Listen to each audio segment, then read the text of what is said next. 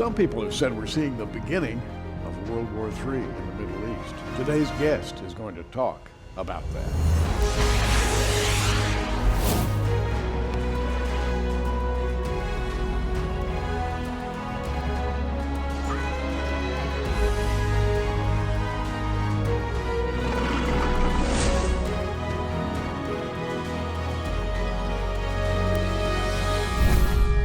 And today's guest is Avi Lipkin. Always a pleasure to have you here, Avi. Great to be back in OKC. And we have so much to talk about. There's so much in the news from the Middle East. And of course, Avi lives in Jerusalem.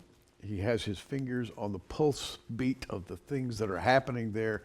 And that's why it's always such a pleasure to talk to him, because he straightens out a lot of the puzzling facts that we encounter in the daily news from the Middle East. And Avi, I'm going to start by asking you the question.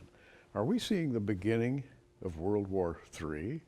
Well, I think that the World War III that may be coming, or is actually here already, is not going to be between Russia and China on the one side and the West on the other side.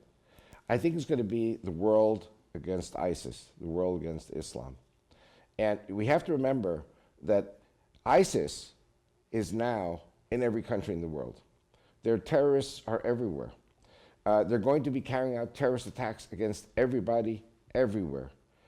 ISIS is actually even killing their own fellow Muslims, which is completely crazy. It is a form of insanity that is threatening the world order. Now let's talk about a recent event. As we are talking at this moment, we're just a few days past the French incident. And by the way, it was a horrific incident in Paris in which there was a coordinated attack on places where people gather. And I know you've heard about it, read about it. ISIS, what are they doing there? What's their goal? Why did they do what they did in France? The ISIS group wants to ban every other religion in the world. Judaism, Christianity, Hinduism, Buddhism. Islam is slaughtering and enslaving the black people in Africa. And the world says nothing about it. It's been happening for many decades, for many centuries. And today, the leadership of the world, and I say this with sadness, is not Christian and is not Jewish. The world leadership today has a god called Mammon, or money. Yes. It's all about money and oil. And as long as the Islamic world is providing the petroleum and the petrodollars to fuel Wall Street, to fuel the American economy, to fuel the European economy, then almost any kind of aberration is tolerated, including these terrorist attacks. One of the things that they have said, and I could give you a long list, I see you're ready to ask a question, but one thing that's really, really burning. You know, there are ships, there are boats leaving from the coast of Libya. Nobody talks about that anymore. These boats, as soon as they leave the Libyan territorial waters, the Italian Navy picks them up and takes them to Italy so that they won't drown in the sea. And still people drown anyway, especially Christians who are on the boats, because the Muslims, once they're out at sea, they say, who's a Christian here? Oh, you're a Christian? Chuck them overboard. They throw all the Christians into the sea.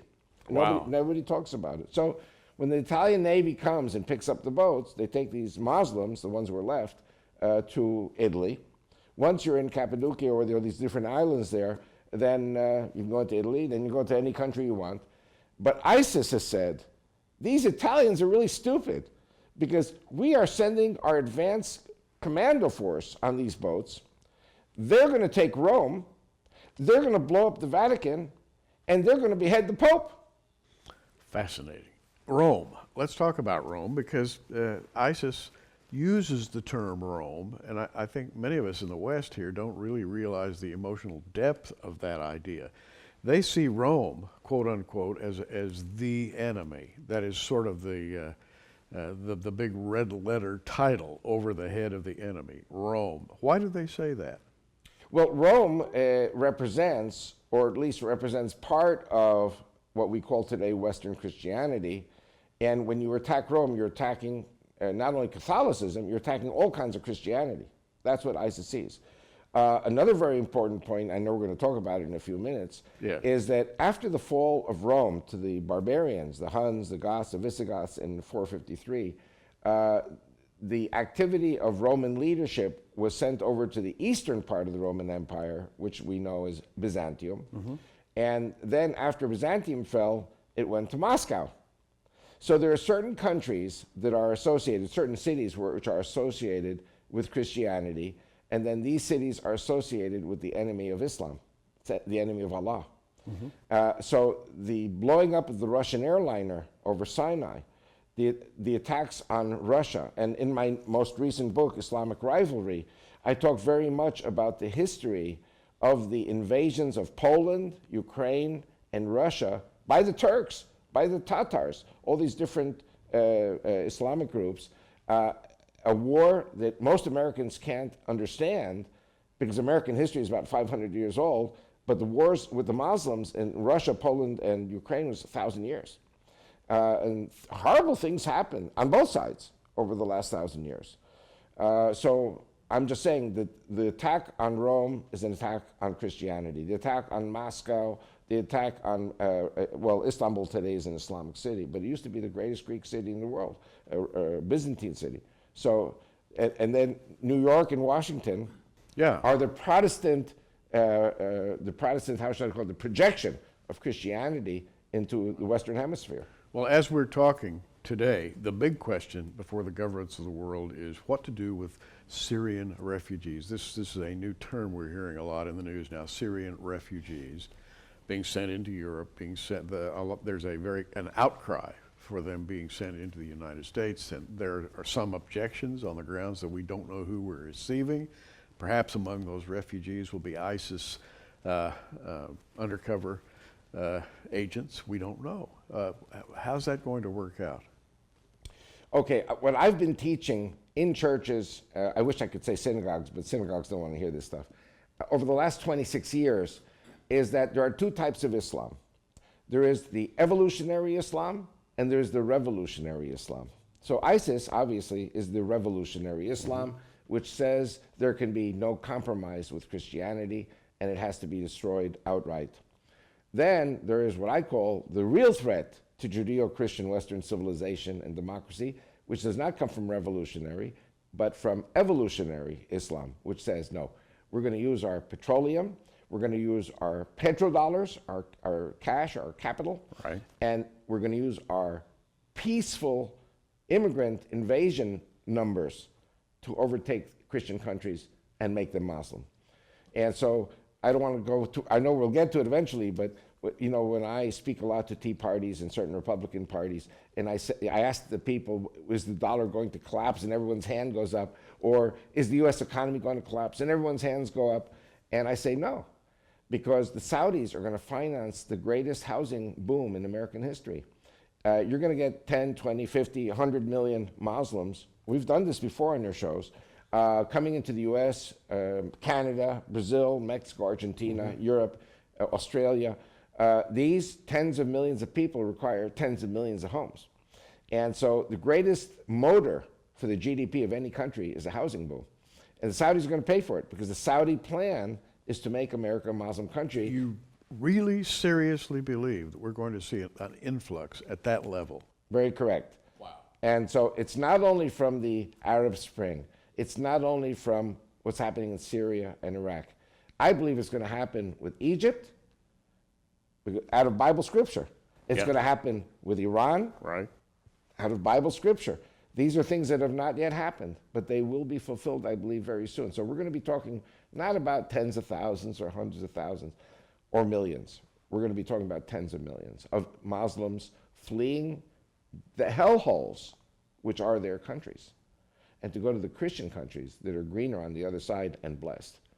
We're talking about the possibility of a World War III, and before we came on today, I talked with Avi extensively, and we came to the subject of World War III, and I told him I believe that World War III will have the specific result of bringing Israel into the kingdom. That is to say, we've had World War I, which gave the land to Israel, World War II, which brought the people back to the land. World War III will bring in the kingdom. And on that basis, we're discussing maybe what we're seeing today as the beginnings of World War III. What's happening in Israel? How do the Jews view all of this confusion. Well, firstly, let me say one thing. You know, when you're living in a heightened sense of security threats, and you serve in the army, and young Israeli men serve in the army till age 47. I was an army spokesman till age 52. So you do what you have to do in uniform or as an intelligence expert or whatever, serving your country, Israel. And the rest of the time, you're in the mall.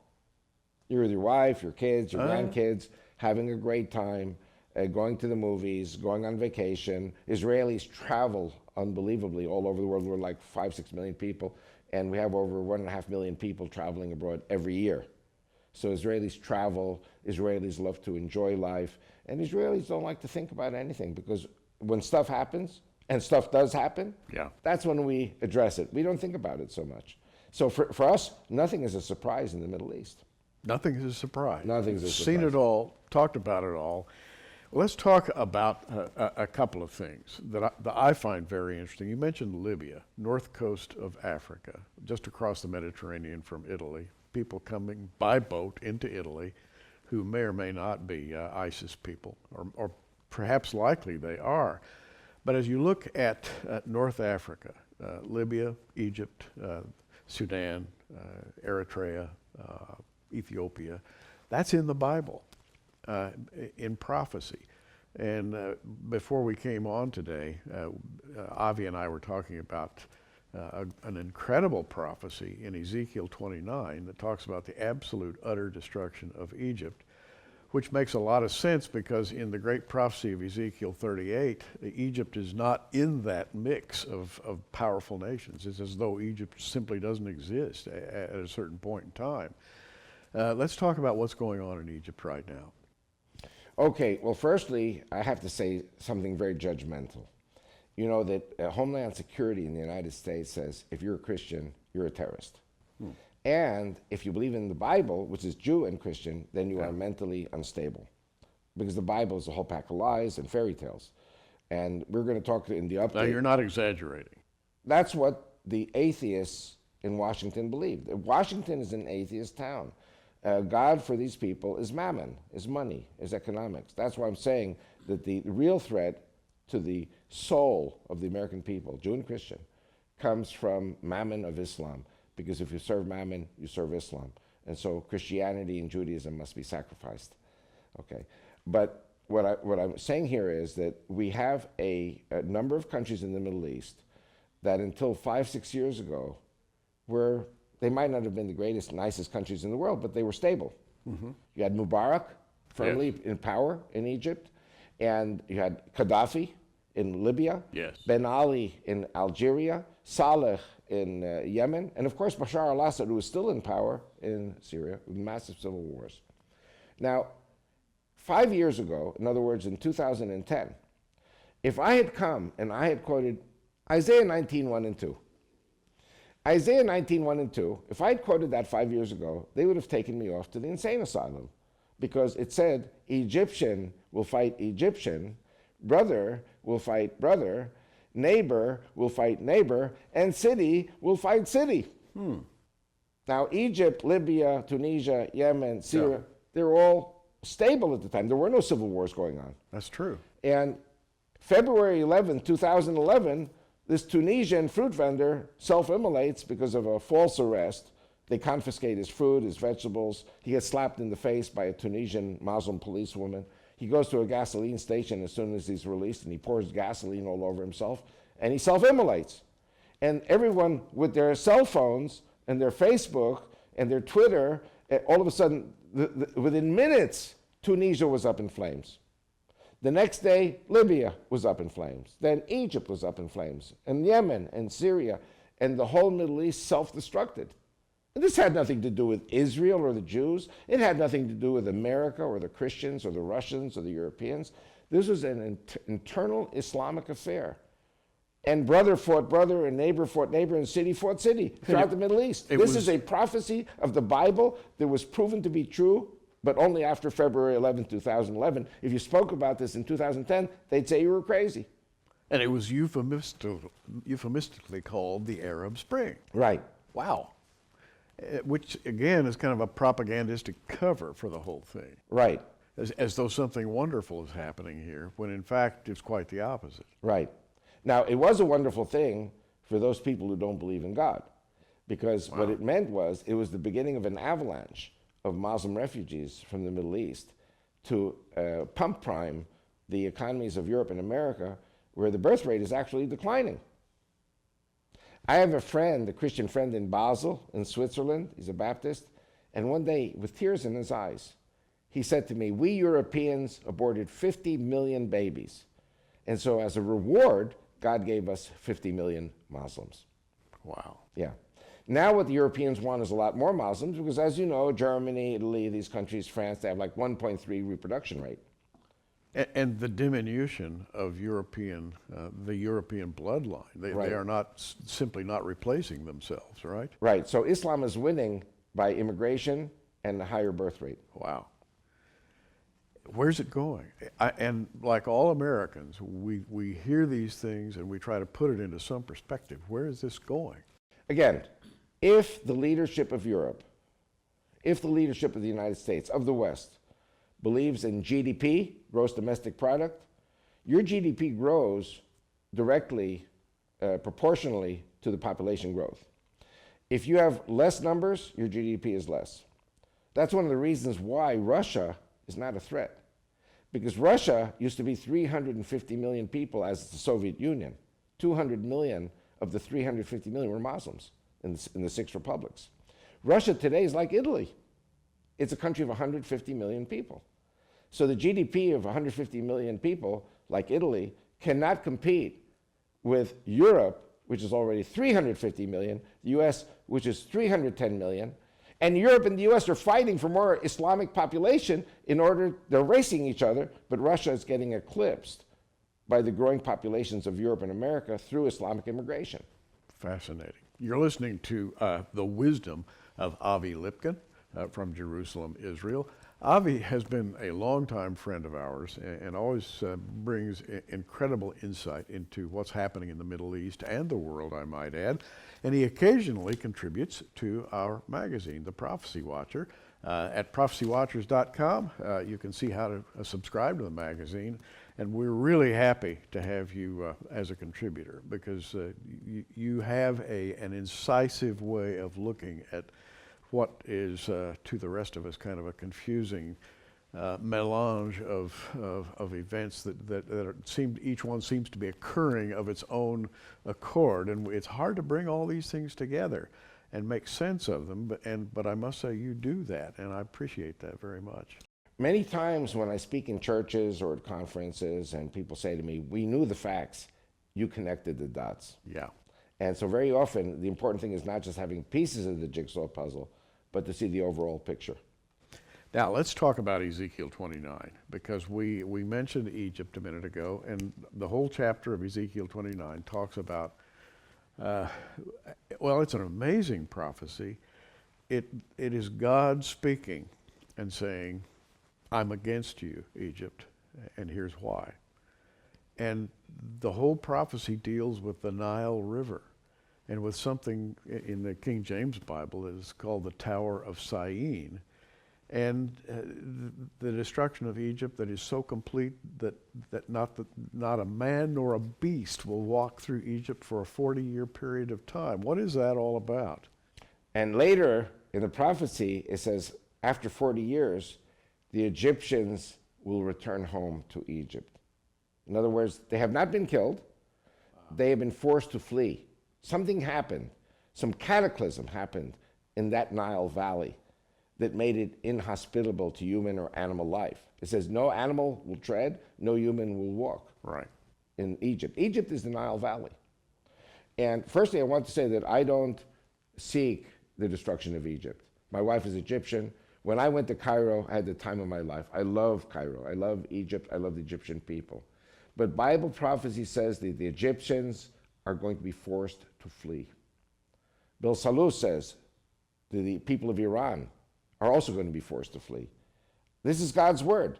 I don't want the Iranians to flee. I don't want the Egyptians to flee. But if God says it, we have to watch it, just as we watched Egyptian fighting Egyptian, brother fighting brother, and city fighting city. And so God's word says things that And these things are not going to happen when we snap our fingers and say to God, it should happen right now or tomorrow. It's going to happen when God decides that these things should happen. So, what would cause a nation to flee, and to flee for a 40-year period? I'm asking a leading question here because I think I know, and I think you know. Yes.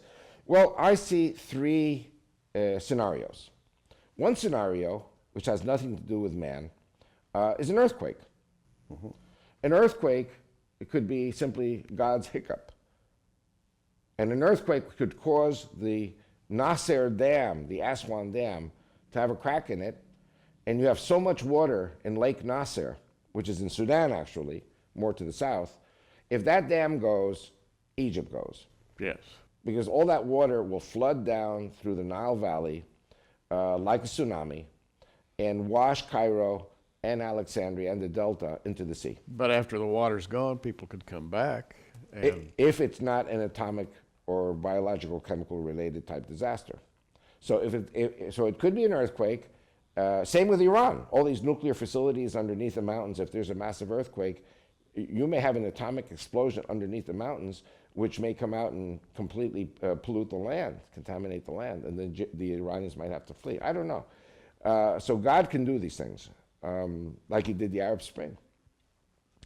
I was once court-martialed in the Israeli army because I said something in one of my lectures, as an Israeli army officer in army uniform, where I received a group of Christians, and I was quoting the Bible. I was talking about Ezekiel 29, and I was reading something from the Christian embassy of Jerusalem, and it said there that it was 1994. It was quoting two Egyptian ministers of war. So I wasn't saying that I was saying it. I was quoting what the Egyptians were saying, and I was tried for saying it, even though it wasn't. So anyway, what was it? Former Minister of War Tantawi was saying, war with Israel is certainty and Egypt is ready. And this was at a time that Yitzhak Rabin made peace with Jordan. We had the peace with Egypt. And we were in negotiations, the Oslo agreements with the Palestinians. So what war is he talking about? But the real quote was from Tantawi, Mohammed Tantawi, who was war minister, and said, even though Israel has nuclear weapons, we will know how to cut off the arm of the enemy when the time comes. And so they said, you shouldn't have talked about nuclear weapons. I didn't say we have nuclear weapons. I said the Egyptian war minister said we had nuclear weapons. So they slapped me on the wrist and they let me go and said, don't do it again. But the real problem is that Iran has threatened Egypt, okay? This is very important that your people hear this. If Egypt goes to defense of the Saudi kingdom, let's say ISIS invades the Saudi kingdom and Egypt comes in, or let's say the Houthis come in from the south, or the Iranians come in from the east, and Egypt comes in to defend the kingdom of Saudi Arabia because Egypt is an ally of Saudi Arabia. Iran has said it's going to nuke the Aswan Dam. And the Iranians have the missiles, and they have the atomic warheads already. That's why this whole agreement with Iran is a charade. Which is maybe the biggest dam in the world, by the way. Yeah. I'm not sure, but I think it's like 1,200 feet or 12,000 feet in length, and maybe 600 or 700 feet thick at the thickest part, which means you couldn't take it out with normal explosives. It's a huge, huge dam. I don't know technically what would be needed to destroy the Aswan Dam, but it says in Ezekiel 29, from Aswan all the way to Migdol on the Mediterranean, will be an abomination, will be a decimation. In Ezekiel, I'll read it. Ezekiel 29:10 says, behold, I'm against thee and against thy rivers, and I'll make the land of Egypt utterly waste and desolate, from the tower of Syene even unto the border of Ethiopia. And it goes on with more detail, but that tower of Syene, you say, refers to the Aswan High Dam, which didn't even exist until 1970 or so. Correct. So what happens is that you have a rush of water heading north through the Nile Valley, sweeping all the villages there. If it is a nuclear-related incident that causes it, those areas will be uninhabitable for 40 years. The people in Cairo will have about half an hour to an hour before the water arrives there to flee east or west to the higher ground, 2 or 3 miles. The Egyptians won't all die. Many of them will survive. And then America and the UN and Europe will have to feed and bring water to tens of millions of people in the Nile Valley. You can't do that. You've got to get them out of there. So America will bring in 50 million, Europe will take 40 million. And this is what you see as happening in the immediate future, perhaps. I don't know immediate, but if and when ISIS attacks Saudi, Egypt goes to defense. If Iran or the Houthis attack Saudi, Egypt goes to the defense, Wow. and then the Iranians have promised to nuke the Aswan Dam. Well, we are offering, as we have before, the collected wisdom and the collected observations over a number of years from the unique mind and the unique thinking of Avi Lipkin. These books, Israel's Bible Block, The Return to Mecca, Islamic Threat Update, Christian Revival for Israel's Survival, Is Fanatic Islam a Global Threat? And here's one called Islam, Prophesied in Genesis, an amazing book in and of itself. But the crown jewel here is the seventh book that Avi has written is called Islamic Rivalry. ISIS and Iran are fighting for the heart of Islamic identity. If you want to see what we've been talking about for the past few minutes in book form, this is the book. We're offering this, by the way, for $19.95, Islamic Rivalry. Excuse me for that, Islamic Rivalry. And better than that, we are offering a package. If you'd like to read all of Avi's books, we're offering his six previous books for $79.95, and we'll add the seventh one for free. That'll be about $129 value, and that way you'll get Islamic Rivalry with his previous six books. And it'll give you a window into something that is very confusing right now. What in the world is ISIS? Who are all these people that are clamoring for superiority? I think Avi's got a handle on it like nobody else. Check our website, and that's prophecywatchers.com. You can find out how to order this package, and particularly I would recommend Islamic Rivalry for $19.95. This book is insightful in many, many ways. Got about a minute. World War III. I asked the question at the beginning. Are we seeing the beginnings of it? And you're saying maybe not, as we have conceived of World War III in our minds. You're saying what in conclusion?